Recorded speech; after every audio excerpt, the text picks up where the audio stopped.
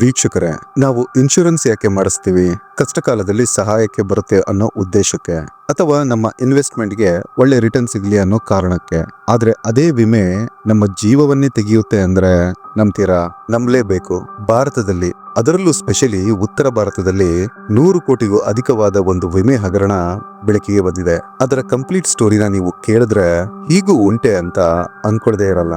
Normal ಆಗಿ insurance ನ ಕಾಯಿಲೆ ಬಂದಾಗ ಆಸ್ಪತ್ರೆಯ ಖರ್ಚಿಗೆ ಸಹಾಯ ಆಗ್ಲಿ ಅಂತ ಮಾಡಿಸ್ತೀವಿ. ಆದ್ರೆ ವಿಮೆ ಮಾಡಿಸಿದ್ರೆ ನಮಗೆ ಖಂಡಿತವಾಗ್ಲೂ ಕಾಯಿಲೆ ಬರುತ್ತೆ ಅಂದ್ರೆ ನಂಬ್ತೀರಾ? ನನಗೇನಾದ್ರೂ ಆಕ್ಸಿಡೆಂಟ್ ಆದ್ರೆ ಅಥವಾ ಆಕಸ್ಮಿಕವಾಗಿ ಡೆತ್ ಆದ್ರೆ ನನ್ನ ಕುಟುಂಬಕ್ಕೆ ನೆರವಾಗ್ಲಿ ಅಂತ ಇನ್ಶೂರೆನ್ಸ್ ಮಾಡಿಸಿರ್ತೀರಾ. ಆದ್ರೆ ಇನ್ಶೂರೆನ್ಸ್ ಮಾಡಿಸಿದ ಕೆಲವೇ ತಿಂಗಳಲ್ಲಿ ನಿಮ್ಮ ಆಕಸ್ಮಿಕ ಸಾವು ನಿಮ್ಮನ್ನೇ ಹುಡುಕಿಕೊಂಡು ಬರುತ್ತೆ ಅಂದ್ರೆ ನಂಬ್ತೀರಾ? ಕೊನೆಯದಾಗಿ ಈ ವಿಮೆ ಹಣಕ್ಕಾಗಿ ಎಷ್ಟು ಕೊಲೆಗಳಾಗಿವೆ ಅಂದ್ರೆ ನೀವು ನಂಬಲ್ಲ. ಕಳೆದ 3 ತಿಂಗಳಲ್ಲಿ 11ಕ್ಕೂ ಅಧಿಕ ಸಂಶಯಾಸ್ಪದ ಸಾವುಗಳು ಉತ್ತರ ಭಾರತದಲ್ಲಾಗಿದೆ. ಆದ್ರೆ ಯಾವುದೊಂದು ರಿಪೋರ್ಟ್ ಆಗಿಲ್ಲ. ಇಷ್ಟೆಲ್ಲ ಹಗರಣಗಳನ್ನ ಮಾಡ್ತಿರೋ ಒಂದು ಗ್ಯಾಂಗ್ ಪೊಲೀಸರ ಕೈಗೆ ಸಿಕ್ಕಿದೆ. ಈ ತರಹದ ಗ್ಯಾಂಗ್ಗಳು ಭಾರತದಲ್ಲಿ ಅದೆಷ್ಟಿವೆಯೋ ಗೊತ್ತಿಲ್ಲ. ಬನ್ನಿ ಹಾಗಿದ್ರೆ ಏನಿದು ಪ್ರಕರಣ ಅಂತ ಡೀಟೇಲ್ ಆಗಿ ಡಿಕೋಡ್ ಮಾಡೋಣ. ವೀಕ್ಷಕರೇ, welcome to the world of crime.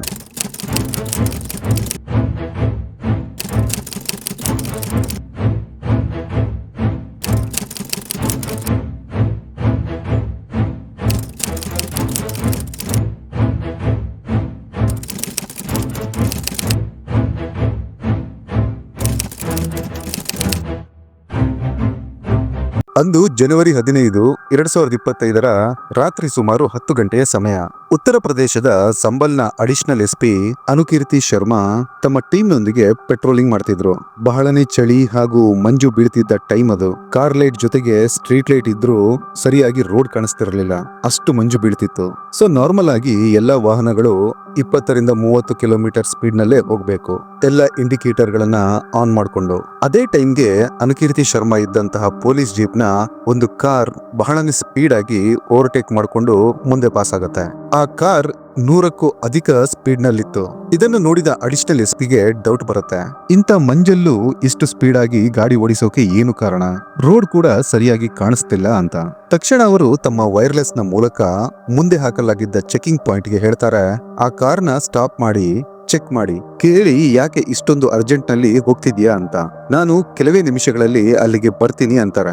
So ಈಗ ಅಡಿಷನಲ್ ಎಸ್ಪಿಯ ಆದೇಶದಂತೆ ಆ ಕಾರ್ನ ನೆಕ್ಸ್ಟ್ ಚೆಕ್ ಪಾಯಿಂಟ್ ನಲ್ಲಿ ಸ್ಟಾಪ್ ಮಾಡ್ತಾರೆ. ಕಾರ್ನಲ್ಲಿ ಟೋಟಲ್ ಆಗಿ 2 ಜನ ಕೂತಿದ್ರು. ಕಾರ್ನ ಸೈಡ್ಗೆ ಹಾಕಿದ ಪೊಲೀಸರು ಕೇಳ್ತಾರೆ, ಇಷ್ಟೊಂದು ಸ್ಪೀಡ್ ಅಲ್ಲಿ, ಅದರಲ್ಲೂ ಮಂಜಿನಿಂದ ರೋಡೇ ಕಾಣಿಸ್ತಿಲ್ಲ, ಎಲ್ಲಿಗೆ ಹೋಗ್ಬೇಕು, ಯಾಕೆ ಇಷ್ಟು ಅರ್ಜೆಂಟ್ ಅಂತ ಕೇಳ್ತಾರೆ. ಅದಕ್ಕೆ ಕಾರ್ ಡ್ರೈವರ್ ಮಾಡ್ತಿದ್ದ ವ್ಯಕ್ತಿ ಹೇಳ್ತಾನೆ, ನಮಗೆ ಕೆಲಸದ ನಿಮಿತ್ತ ಅರ್ಜೆಂಟ್ ಆಗಿ ದೆಹಲಿಗೆ ಹೋಗ್ಬೇಕು, ಹಾಗಾಗಿ ಬೇಗ ಹೋಗ್ತಿದೀವಿ ಅಷ್ಟೇ ಅಂತಾರೆ. ಅಷ್ಟೊತ್ತಿಗಾಗ್ಲೇ ಅಡಿಷನಲ್ ಎಸ್ಪಿ ಕೂಡ ಅಲ್ಲಿಗೆ ಬರ್ತಾರೆ.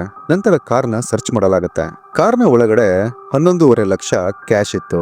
ನಂತರ ಪೊಲೀಸರು ಇಬ್ಬರ ಐಡಿ ಕಾರ್ಡ್ ಗಳನ್ನ ಕೇಳಿ ಇಸ್ಕೋತಾರೆ. ಅದರಲ್ಲಿ ಒಬ್ಬನ ಹೆಸರು ಓಂಕೇಶ್ವರ್, ಹಾಗೆ ಇನ್ನೊಬ್ಬನ ಹೆಸರು ಅಮಿತ್. 11.5 ಲಕ್ಷ ಕ್ಯಾಶ್ ಸಿಕ್ಕಿದ್ದು ಪೊಲೀಸರಿಗೆ ಅಂತ ಏನೂ ಆಶ್ಚರ್ಯ ಆಗ್ಲಿಲ್ಲ. ಆದ್ರೆ ಅದೇ ಕಾರ್ನ ಹಿಂದಿನ ಸೀಟ್ ನಲ್ಲಿ 19 ಬೇರೆ ಬೇರೆ ಹೆಸರಿನ ಕ್ರೆಡಿಟ್ ಕಾರ್ಡ್ಗಳು ಪೊಲೀಸರ ಕೈಗೆ ಸಿಗತ್ತೆ. ಈಗ ಪೊಲೀಸರು ಅವರನ್ನ ಈ 19 ಕ್ರೆಡಿಟ್ ಕಾರ್ಡ್ಗಳ ಬಗ್ಗೆ ವಿಚಾರಿಸಿದಾಗ ಅವರಿಂದ ಸರಿಯಾಗಿ ಉತ್ತರ ಕೊಡಲಾಗ್ಲಿಲ್ಲ, ಹೆದರ್ಕೊಳ್ತಾರ. ನಂತರ ಪೊಲೀಸರು ಸಂಶಯದ ಆಧಾರದ ಮೇಲೆ ಇಬ್ಬರನ್ನ ಠಾಣೆಗೆ ಕರೆದುಕೊಂಡು ಹೋಗಿ ವಿಚಾರಣೆಗೆ ಒಳಪಡಿಸ್ತಾರ. ಪೊಲೀಸ್ ಸ್ಟೇಷನ್ಗೆ ಬಂದು ಆ ಕಾರ್ನ ಇನ್ನಷ್ಟು ಸರ್ಚ್ ಮಾಡಿದಾಗ ಅದರಲ್ಲಿ ಹಲವಾರು ಜನರ ಬ್ಯಾಂಕ್ ಪಾಸ್ಬುಕ್ಗಳು, ಚೆಕ್ ಬುಕ್ಗಳು, ಆಧಾರ್ ಕಾರ್ಡ್ಗಳು, ಪ್ಯಾನ್ ಕಾರ್ಡ್ಗಳು ಪೊಲೀಸರಿಗೆ ಸಿಗುತ್ತೆ. ಓಂಕೇಶ್ವರ್ ಹಾಗೆ ಅಮಿತ್ ಪೊಲೀಸರಿಗೆ ಹೇಳ್ತಾರೆ, ನಾವು ಇನ್ಶೂರೆನ್ಸ್ ಕಂಪನಿಯಲ್ಲಿ ಕೆಲಸ ಮಾಡೋರು, ಇದು ಇನ್ಶೂರೆನ್ಸ್ ಮಾಡಿಸಿರೋರ ಡಾಕ್ಯುಮೆಂಟ್ಗಳು ಅಂತ. ಇಲ್ಲಿಯವರೆಗೆ ಪೊಲೀಸರಿಗೆ ಸಿಕ್ಕಂತಹ ಕ್ಯಾಶ್, ಡಾಕ್ಯುಮೆಂಟ್ಸ್, ಕ್ರೆಡಿಟ್ ಕಾರ್ಡ್ಗಳಿಂದ ಇದೊಂದು ಕೇಸ್ ಅಂತಲೇ ಅನಿಸಿರ್ಲಿಲ್ಲ.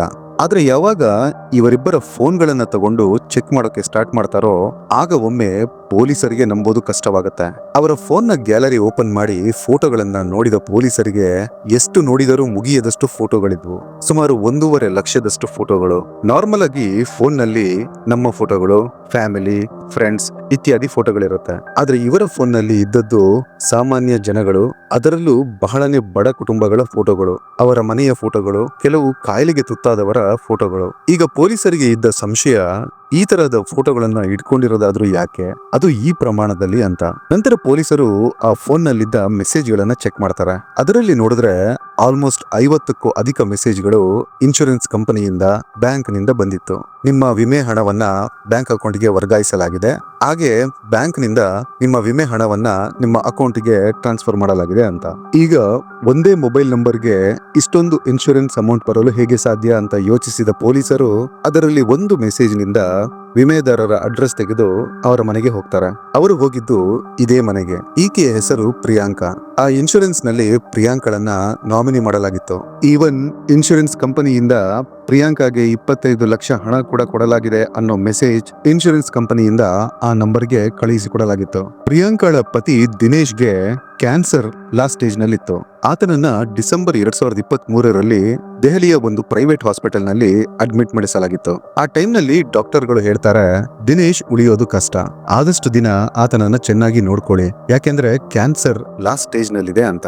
ನಂತರ ಪ್ರಿಯಾಂಕಾ ದಿನೇಶ್ರನ್ನ ಕರ್ಕೊಂಡು ಮನೆಗೆ ಬರ್ತಾರೆ. ಡಿಸೆಂಬರ್ 2023ರಲ್ಲಿ ಇನ್ಶೂರೆನ್ಸ್ ಕಂಪನಿಯಿಂದ ಇಬ್ಬರು ಪ್ರಿಯಾಂಕರ ಮನೆಗೆ ಬಂದು ಪ್ರಿಯಾಂಕಾಗೆ ಹೇಳ್ತಾರೆ, ದಿನೇಶ್ರ ಹೆಸರಲ್ಲಿ 25 ಲಕ್ಷ ಇನ್ಶೂರೆನ್ಸ್ ಮಾಡಿಸಿ, ಪ್ರೀಮಿಯಂ ಸ್ವಲ್ಪ ಜಾಸ್ತಿನೇ ಆಗ್ಬಹುದು, ಸುಮಾರು 1 ಲಕ್ಷ, ಆದ್ರೆ ದಿನೇಶ್ನ ಮರಣದ ನಂತರ ನಿಮಗೆ 25 ಲಕ್ಷ ಹಣ ಬರುತ್ತೆ ಅಂತಾರೆ. ಅದರಂತೆ ಪ್ರಿಯಾಂಕಾ 1,25,000 ಹಣ ಕೊಟ್ಟು ದಿನೇಶ್ರ ಹೆಸರಲ್ಲಿ ಇನ್ಶೂರೆನ್ಸ್ ಮಾಡಿಸ್ತಾರೆ. ನಂತರ ಅಲ್ಲಿಂದ 4 ತಿಂಗಳು ಅಂದ್ರೆ ಮಾರ್ಚ್ 2024ಕ್ಕೆ ದಿನೇಶ್ ತೀರ್ಕೋತಾರೆ. ಇನ್ಶೂರೆನ್ಸ್ ಮಾಡಿಸುವ ಟೈಮ್ ನಲ್ಲಿ ಪ್ರಿಯಾಂಕಳಿಂದ ಆಕೆಯ ಆಧಾರ್ ಕಾರ್ಡ್, ಪ್ಯಾನ್ ಕಾರ್ಡ್, ಕೆಲವು ಚೆಕ್ಗಳ ಮೇಲೆ ಸೈನ್ ತಗೊಂಡಿರ್ತಾರೆ. ಈಗ ದಿನೇಶ್ನ ಸಾವಿನ ನಂತರ ಆ ವಿಮೆ ಹಣ ನಾಮಿನಿಯಾಗಿದ್ದ ಪ್ರಿಯಾಂಕಾಗೆ ಹೋಗ್ಬೇಕಾಗಿತ್ತು, ಆದ್ರೆ ಅದು ಪ್ರಿಯಾಂಕಾಗೆ ಬರಲೇ ಇಲ್ಲ. ಆಕ್ಚುಲಿ ನಡೆದಿದ್ದೇನೆಂದ್ರೆ, ಪ್ರಿಯಾಂಕಳಿಂದ ಇನ್ಶೂರೆನ್ಸ್ ಹಣ ಇಸ್ಕೊಂಡು ಆಕೆಯ ಡಾಕ್ಯುಮೆಂಟ್ಸ್ ಇಸ್ಕೊಂಡು ಇವರುಗಳೇ ಸ್ವತಃ ಒಂದು ಬ್ಯಾಂಕ್ ಅಕೌಂಟ್ ಓಪನ್ ಮಾಡಿ ಅದರ ಚೆಕ್ಗಳಿಂದ ಪ್ರಿಯಾಂಕಳ ಸೈನ್ ತಗೊಂಡು ಈವನ್ ಬ್ಯಾಂಕ್ ಟ್ರಾನ್ಸ್ಫರ್ಗೆ ಕೊಡೋ ಫೋನ್ ನಂಬರ್ ಕೂಡ ಇವರದೇ ಕೊಟ್ಟು ಆ ಎಂಟೈರ್ 25 ಲಕ್ಷ ಹಣವನ್ನ ತಮ್ಮ ಅಕೌಂಟ್ಗೆ ಟ್ರಾನ್ಸ್ಫರ್ ಮಾಡ್ಕೊಂಡಿದ್ರು. ಪ್ರಿಯಾಂಕಾಗೆ ಯಾವ ಹಣವೂ ಬಂದಿರಲಿಲ್ಲ. ನಂತರ ಪೊಲೀಸರು ಬ್ಯಾಂಕಿಗೆ ಹೋಗ್ತಾರೆ.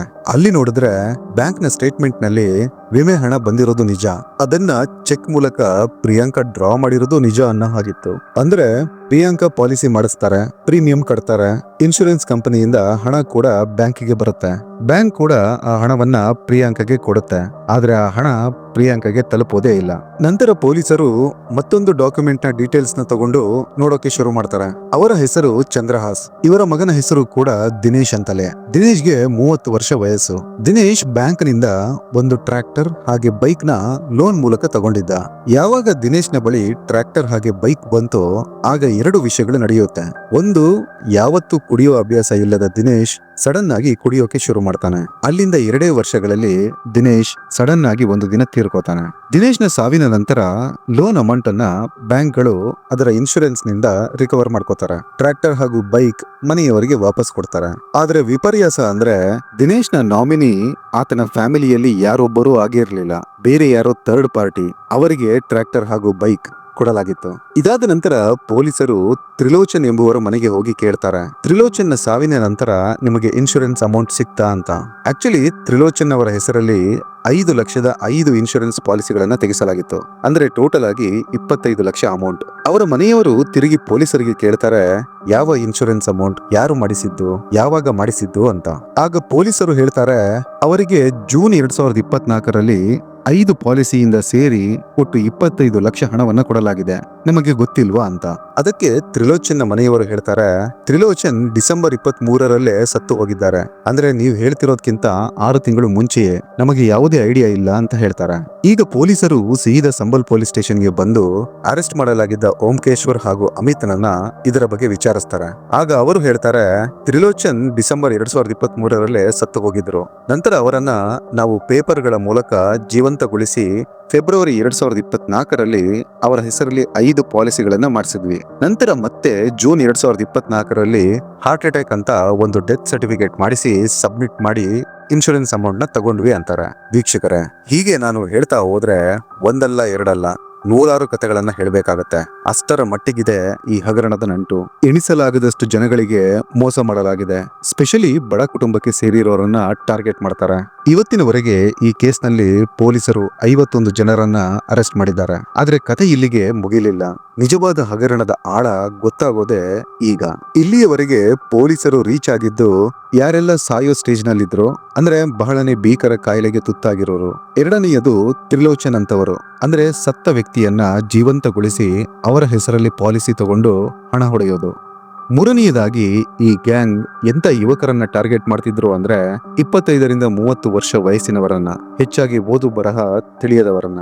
ಅವರ ಹೆಸರಲ್ಲಿ ಟ್ರ್ಯಾಕ್ಟರ್, ಟ್ರಕ್, ಬೈಕ್ ಅಂತ ಲೋನ್ ತಗೊಳ್ಳೋದು. ನಂತರ ಕೆಲವು ಸಮಯದ ಬಳಿಕ ಆ ವ್ಯಕ್ತಿ ಸಡನ್ ಆಗಿ ತೀರ್ಕೋತಾನೆ. ಯಾವಾಗ ಆ ವ್ಯಕ್ತಿ ಸತ್ತೋಗ್ತಾನೋ ನಂತರ ಆ ವೆಹಿಕಲ್ ಗಳನ್ನ ನಾಮಿನಿ ಹೆಸರಲ್ಲಿ ತಗೊಂಡು ಹೊರಗಡೆ ಮಾರಾಟ ಮಾಡೋದು. ಇದೇ ತರ ಪೊಲೀಸರು ಸಂಬಲ್ನ ಸುತ್ತಮುತ್ತ ರೈಡ್ ಮಾಡಿದಾಗ 25ಕ್ಕೂ ಅಧಿಕ ಟ್ರ್ಯಾಕ್ಟರ್ ಗಳನ್ನ ಜಪ್ತಿ ಮಾಡಿ ಸ್ಟೇಷನ್ಗೆ ತಂದು ನಿಲ್ಲಿಸಿದ್ದಾರೆ. ಈ ಹಗರಣದಲ್ಲಿ ಹೊರಬಂದ ಮತ್ತೊಂದು ಘೋರ ಸತ್ಯ ಅಂದ್ರೆ 20ರಿಂದ 30 ವರ್ಷದ ಯುವಕರ ಇನ್ಶೂರೆನ್ಸ್ ಮಾಡಿಸೋದು. ಅದಕ್ಕೆ ಕಾರಣ ಆ ವಯಸ್ಸಿನಲ್ಲಿ ವಿಮೆ ಮಾಡಿಸಿದ್ರೆ ಪ್ರೀಮಿಯಂ ಅಮೌಂಟ್ ಕಡಿಮೆ ಇರುತ್ತೆ ಅನ್ನೋ ಕಾರಣಕ್ಕೆ. ಒಮ್ಮೆ ಆ ಯುವಕರಿಗೆ ಪಾಲಿಸಿ ಮಾಡಿಸಿದ ನಂತರ ಅವರನ್ನ ಕೊಲ್ಲಲಾಗ್ತಿತ್ತು. ಅದರಲ್ಲೂ ಆ ಕೊಲೆಗಳು ರೋಡ್ ಆಕ್ಸಿಡೆಂಟ್ ನ ಮೂಲಕವೇ ಮಾಡಿಸಲಾಗ್ತಿತ್ತು. ಅನೇಕ ಕೇಸ್ಗಳು ಪೊಲೀಸರ ಇನ್ವೆಸ್ಟಿಗೇಷನ್ ನಿಂದಾಗಿ ಬೆಳಕಿಗೆ ಬಂದಿದೆ. ಅದರಲ್ಲೂ ಒಂದು ವಿಚಿತ್ರ ಕೇಸ್ನ ನಿಮಗೆ ಹೇಳೋದಾದ್ರೆ, ಒಬ್ಬ ಅಂಗವಿಕಲನ ಪಾಲಿಸಿಯನ್ನ ಆತನ ಅಣ್ಣನೇ ಖುದ್ದಾಗಿ ಮಾಡಿಸಿ ಒಂದು ದಿನ ಆಟೋದಲ್ಲಿ ಹೋಗುವಾಗ ನಿರ್ಜನ ಜಾಗ ನೋಡ್ಕೊಂಡು ಆ ಅಣ್ಣ ತಮ್ಮನನ್ನ ಖುದ್ದಾಗಿ ಕೆಳಗೆ ನೂಕಿ ಹಾಕ್ತಾನೆ. ಆತನ ತಲೆ ನೆಲಕ್ಕೆ ಹೊಡೆಯುತ್ತೆ. ಆ ಮೂಮೆಂಟ್ ನಲ್ಲಿ ಅಣ್ಣ ಆಟೋ ಡ್ರೈವರ್ನ ಬಳಿ ಜಗಳ ಆಡ್ತಾನೆ, ನಿನಗೆ ಸರಿಯಾಗಿ ಆಟೋ ಓಡಿಸೋಕೆ ಬರುತ್ತೋ ಬರಲ್ವೋ ಅಂತ. ನಂತರ ಯಾವಾಗ ಆ ಆಟೋ ಡ್ರೈವರ್ ಅಲ್ಲಿಂದ ಹೊರಟು ಹೋಗ್ತಾನೋ ಆಗ ಅಣ್ಣ ತಮ್ಮನನ್ನ ಆ ಪೆಟ್ಟಾಗಿದ್ದ ಜಾಗಕ್ಕೆ ಮತ್ತೆ ಹೊಡೆದು ಕೊಲ್ತಾನೆ. ಆ ಅಂಗವಿಕಲ ಅದೇ ಜಾಗದಲ್ಲಿ ಪ್ರಾಣ ಬಿಡ್ತಾನೆ. ಪೋಸ್ಟ್ ಮಾರ್ಟಮ್ ನಲ್ಲಿ ಇದು ಆಟೋದಿಂದ ಕೆಳಗೆ ಬಿದ್ದಾಗ ಆದ ಗಾಯ ಅಂತ ಕನ್ಫರ್ಮ್ ಮಾಡಿಸಿ ಆಟೋ ಡ್ರೈವರ್ನ ಹೇಳಿಕೆಯನ್ನು ಪಡ್ಕೊಂಡು ಕೇಸನ್ನ ಕ್ಲೋಸ್ ಮಾಡಿಸಿ 30 ಲಕ್ಷ ವಿಮೆ ಹಣವನ್ನ ಪಡ್ಕೋತಾರೆ. ವೀಕ್ಷಕರೇ, ನಾನು ಆಗ್ಲೇ ಹೇಳಿದ ಹಾಗೆ ಒಂದೊಂದೇ ಪ್ರಕರಣಗಳನ್ನ ನೋಡ್ಕೊಂಡು ಹೋದ್ರೆ ಇನ್ನೂ ಹಲವಾರು ಪ್ರಕರಣಗಳಿವೆ. ಅರೆಸ್ಟ್ ಮಾಡಲಾಗಿದ್ದ 51 ಜನರ ಬಳಿ ವಿಚಾರಿಸಿದಾಗ ಅವರು ಹೇಳ್ತಾರೆ, ಜಮ್ಮು ಕಾಶ್ಮೀರ ಹಾಗೂ ಹಿಮಾಚಲ್ನ ಬಿಟ್ಟು ನಾರ್ತ್ ನಲ್ಲಿ ಹಿಂದಿ ಮಾತನಾಡೋ ಎಲ್ಲಾ ಸ್ಟೇಟ್ಗಳನ್ನು ನಾವು ಕವರ್ ಮಾಡಿದ್ದೇವೆ. ಅಲ್ಲಿಯ ಬ್ಯಾಂಕ್ ಅಕೌಂಟ್ ಡೀಟೇಲ್ಗಳು, ಜನಗಳ ಪಾಲಿಸಿಗಳು, ಜನರ ಡಾಕ್ಯುಮೆಂಟ್ಗಳು ನಮ್ಮ ಬಳಿ ಇವೆ ಅಂತಾರೆ. ಅವರನ್ನು ವಿಚಾರಿಸುವಾಗ ಮತ್ತೊಂದು ವಿಷಯನೂ ತಿಳಿದು ಬರುತ್ತೆ. ಅದೇನಂದ್ರೆ, ನಾವು ಸೌತ್ ಇಂಡಿಯಾದ ರಾಜ್ಯಗಳ ಕಡೆಗೂ ಈ ತರಹದ ಹಗರಣವನ್ನ ಮಾಡಲು ಪ್ರಯತ್ನಿಸಿದ್ವಿ. ಆದ್ರೆ ನಮಗೆ ಅಲ್ಲಿ ಒಂದು ಪ್ರಾಬ್ಲಮ್ ಇತ್ತು. ಅದೇನಂದ್ರೆ ಭಾಷೆ. ನಮಗೆ ಕನ್ನಡ, ತಮಿಳ್, ತೆಲುಗು, ಮಲಯಾಳಂ ಭಾಷೆಗಳು ಗೊತ್ತಿಲ್ಲ. ಹಾಗಾಗಿ ನಾವು ಸೌತ್ ಇಂಡಿಯಾನ ಬಿಟ್ಟು ನಾರ್ತ್ನ ಎಲ್ಲಾ ರಾಜ್ಯಗಳನ್ನು ಕವರ್ ಮಾಡಿದೀವಿ ಅಂತಾರೆ. ವೀಕ್ಷಕರೇ, ಇಷ್ಟೆಲ್ಲ ಗೊತ್ತಾದ ನಿಮಗೆ ಈಗ ಈ ಆಟ ಹೇಗೆ ನಡೀತಿತ್ತು ಅಂತ ತಿಳ್ಕೊಳ್ಳೋ ಟೈಮ್. ಈ ಗ್ಯಾಂಗ್ಗೆ ಅದು ಹೇಗೆ ಗೊತ್ತಾಗ್ತಿತ್ತು, ಯಾವ ಮನೆಯಲ್ಲಿ ಯಾರು ಕಾಯಿಲೆಗೆ ತುತ್ತಾಗಿದ್ದಾರೆ, ಯಾವಾಗ ಸಾಯ್ತಾರೆ, ರೀಸೆಂಟ್ ಆಗಿ ಯಾರು ಸತ್ತಿದ್ದಾರೆ ಅಥವಾ ಯಾರನ್ನ ಕೊಲ್ಲಬೇಕು ಅಂತ. ಪೊಲೀಸರ ವಿಚಾರಣೆ ವೇಳೆ ಈ ಎಲ್ಲಾ ವಿಷಯಗಳು ಒಂದೊಂದಾಗಿ ಹೊರಬಂತು. ನೀವು ನಂಬಲ್ಲ ವೀಕ್ಷಕರೇ, ಇದರಲ್ಲಿ ಎಷ್ಟು ಜನ ಇನ್ವಾಲ್ವ್ ಆಗಿದ್ದಾರೆ ಅಂದ್ರೆ, ಮೊಟ್ಟ ಮೊದಲಿಗೆ ಈ ಗ್ಯಾಂಗ್ ಹಳ್ಳಿಗಳಲ್ಲಿ ಇರೋ ಆಶಾ ಕಾರ್ಯಕರ್ತರನ್ನ ಬಳಸಿಕೊಂಡು ನಿಮ್ಮ ಹಳ್ಳಿಗಳಲ್ಲಿ ಯಾರಾದ್ರೂ ಭೀಕರ ಕಾಯಿಲೆಗೆ ತುತ್ತಾಗಿದ್ರೆ ನಮಗೆ ಅದರ ಡೀಟೇಲ್ಸ್ ಕೊಡಬೇಕು ಅಂತ ಡೀಲ್ ಮಾಡ್ಕೋತಾರೆ. ಬದಲಿಗೆ 10-20 ಸಾವಿರ ಹಣವನ್ನು ಅವರಿಗೆ ಕೊಡ್ತಾರೆ. ಯಾವಾಗ ಆಶಾ ಕಾರ್ಯಕರ್ತೆಯರು ಅವರಿಗೆ ಡೀಟೇಲ್ಸ್ ನ ತಂದು ಕೊಡ್ತಾರೋ ಆಗ ಗ್ಯಾಂಗ್ ಡಿಸೈಡ್ ಮಾಡುತ್ತೆ, ಓಕೆ, ಒಂದು ಕೇಸ್ ರೆಡಿ ಆಯ್ತು ಅಂತ. ಅಂದ್ರೆ ಇನ್ನು ಕೆಲವು ದಿನಗಳಲ್ಲಿ ಆ ವ್ಯಕ್ತಿ ಸಾಯ್ತಾನೆ, ನಾವು ಆತನ ವಿಮೆ ಮಾಡಿಸಬೇಕು ಅಂತ. ಎರಡನೆಯದಾಗಿ ವಿಲೇಜ್ ಅಕೌಂಟೆಂಟ್ಗಳು, ಗ್ರಾಮ ಪಂಚಾಯಿತಿಯ ಅಧ್ಯಕ್ಷರು, ಸದಸ್ಯರುಗಳನ್ನ ಟಾರ್ಗೆಟ್ ಮಾಡಿ ಡೀಟೇಲ್ಸ್ ಗಳನ್ನ ಕಲೆಕ್ಟ್ ಮಾಡ್ತಿದ್ರು. ಇಲ್ಲಿಗೆ ಜಸ್ಟ್ ಈ ಸ್ಕ್ಯಾಮ್ ನ ಮೊದಲ ಹಂತ ಪೂರ್ತಿ ಆಗ್ತಿತ್ತು ಅಷ್ಟೇ. ನಂತರ ಇವರಿಗೆ ಪಾಲಿಸಿಗಳನ್ನ ಮಾಡಿಸಬೇಕು. ಅದಕ್ಕಾಗಿ ಇನ್ಶೂರೆನ್ಸ್ ಕಂಪನಿಗಳಲ್ಲಿ ಕೆಲಸ ಮಾಡೋ ಎಂಪ್ಲಾಯಿಗಳನ್ನ ಈ ರ್ಯಾಕೆಟ್ಗೆ ಸೇರಿಸಿಕೊಂಡಿದ್ರು. ಅರೆಸ್ಟ್ ಆಗಿದ್ದ 51 ಜನರಲ್ಲಿ 25ಕ್ಕೂ ಅಧಿಕ ವ್ಯಕ್ತಿಗಳು ಬೇರೆ ಬೇರೆ ಇನ್ಶೂರೆನ್ಸ್ ಕಂಪನಿಗಳಲ್ಲಿ ಕೆಲಸ ನಿರ್ವಹಿಸೋರೆ. ಪ್ರತಿಯೊಂದು ಕೇಸ್ಗಳನ್ನ ಒಂದು ಫಿಕ್ಸ್ ಅಮೌಂಟ್ಗೆ ಡೀಲ್ ಮಾಡಲಾಗ್ತಿತ್ತು. ಈಗ ಇನ್ಶೂರೆನ್ಸ್ ಮಾಡಿಸಿದ ಮೇಲೆ ಆ ಹಣ ಬ್ಯಾಂಕಿಗೆ ಹೋಗುತ್ತೆ. ಸೊ ಆಬ್ವಿಯಸ್ಲಿ ಬ್ಯಾಂಕ್ ನ ಮ್ಯಾನೇಜರ್ ಇಲ್ಲ ಅಂದ್ರೆ ಮ್ಯಾನೇಜರ್ನ ಕೆಳಗಡೆ ಇರೋ ಎಂಪ್ಲಾಯಿನ ಇವರ ಜೊತೆ ಸೇರಿಸಿಕೊಂಡು ಡೀಲ್ ಮಾಡಲಾಗ್ತಿತ್ತು. ಬ್ಯಾಂಕ್ ನ ಜವಾಬ್ದಾರಿ ವಿಮೆ ಹಣ ಬರೋಕ್ಕೂ ಮುಂಚೆ ಒಂದು ಬ್ಯಾಂಕ್ ಅಕೌಂಟ್ ನ ಮಾಡಿಸೋದು. ಕಸ್ಟಮರ್ನ Aadhaar card, PAN card, cheque book ಗಳ ಮೇಲೆ ಮೊದಲೇ ಸೈನ್ ಮಾಡಿಸಿ ಇಟ್ಕೊಳ್ಳೋದು. ಜೊತೆಗೆ ರಿಜಿಸ್ಟರ್ ನಂಬರ್ನ ನಾಮಿನಿ ಅಂತ ಮಾಡಿಸಿ ಅವರ ಗ್ಯಾಂಗ್ ನ ಒಬ್ಬನ ಮೊಬೈಲ್ ನಂಬರ್ನೇ ಕೊಡೋದು. ಇದಾದ ನಂತರ ಸರ್ಕಾರಿ ಆಸ್ಪತ್ರೆಯ ಡಾಕ್ಟರ್ಗಳನ್ನ, ಡೆತ್ ಸರ್ಟಿಫಿಕೇಟ್ ಇಸ್ಕೊಳ್ಳೋಕೆ ಹೆಲ್ಪ್ ಮಾಡೋರನ್ನ, ಅಂದ್ರೆ ಟೋಟಲ್ ಆಗಿ ಟಾಪ್ ಟು ಬಾಟಮ್ ಎಲ್ಲಾ ಡಿಪಾರ್ಟ್ಮೆಂಟ್ ಹಾಗೆ ಇವರಿಗೆ ಸಹಾಯ ಸಿಗೋ ಎಲ್ಲರನ್ನ ಹಣ ಕೊಟ್ಟು ಖರೀದಿ ಮಾಡಿಟ್ಕೊಂಡಿದ್ರು. ವೀಕ್ಷಕರೇ, ಇದೊಂದು 1,000 ಕೋಟಿಯ ಹಗರಣ. ಇಲ್ಲಿ ಸಾಯೋ ಹಂತದಲ್ಲಿರೋರಿಗೆ ವಿಮೆ ಮಾಡಿಸಲಾಗ್ತಿದೆ, ಸತ್ತವರ ವಿಮೆ ಮಾಡಿಸಲಾಗ್ತಿದೆ, ಯಾರನ್ನ ಸಾಯಿಸಲು ಟಾರ್ಗೆಟ್ ಮಾಡಲಾಗಿತ್ತೋ ಅವರ ವಿಮೆ ಮಾಡಿಸಲಾಗ್ತಿದೆ. ಪ್ರತಿಯೊಂದು ಕೂಡ ಮೊದಲೇ ಪೂರ್ವ ನಿರ್ಧಾರಿತ. ವೀಕ್ಷಕರೇ, ಇದರಲ್ಲಿ ಬೇಜಾರಿನ ಸಂಗತಿ ಅಂದ್ರೆ ನಿಜವಾಗಿ ವಿಮೆ ಹಣ ಯಾರಿಗೆ ತಲುಪಬೇಕೋ ಅವರಿಗೆ ತಲುಪ್ತಾನೆ ಇರಲಿಲ್ಲ. ಮನೆಯ ಮುಖ್ಯಸ್ಥ ಇನ್ನಿಲ್ಲ ಅಂದಾಗ ಆ ಬಡ ಕುಟುಂಬಗಳಿಗೆ 5-10 ಲಕ್ಷ ಹಣ ಸಿಕ್ಕರೆ ಮಕ್ಕಳ ಪೋಷಣೆಗೆ, ಮನೆಯ ಖರ್ಚಿಗೆ, ಇನ್ನು ಅನೇಕ ವಿಚಾರಗಳಿಗೆ ಆ ಹಣ ಯೂಸ್ ಆಗ್ತಿತ್ತು. ಆದ್ರೆ ದುರಾಸೆ ಮನುಷ್ಯನನ್ನ ಏನು ಬೇಕಾದ್ರೂ ಮಾಡಿಸುತ್ತೆ. ವೀಕ್ಷಕರೇ, ಇದಾಗಿತ್ತು ಇವತ್ತಿನ ಎಪಿಸೋಡ್. ಈ ಕೇಸ್ನ ಬಗ್ಗೆ ನಿಮ್ಮ ಅಭಿಪ್ರಾಯಗಳನ್ನ ಕಾಮೆಂಟ್ ಸೆಕ್ಷನ್ ಅಲ್ಲಿ ತಿಳಿಸಿ ಅಂತ ರಿಕ್ವೆಸ್ಟ್ ಮಾಡ್ತಾ ಈ ಎಪಿಸೋಡ್ ನ ಇಲ್ಲಿಗೆ ಮುಗಿಸ್ತಿದ್ದೀನಿ. ಸಿಗ್ತೀನಿ ಮುಂದಿನ ಎಪಿಸೋಡ್ ನಲ್ಲಿ. Till then, take care.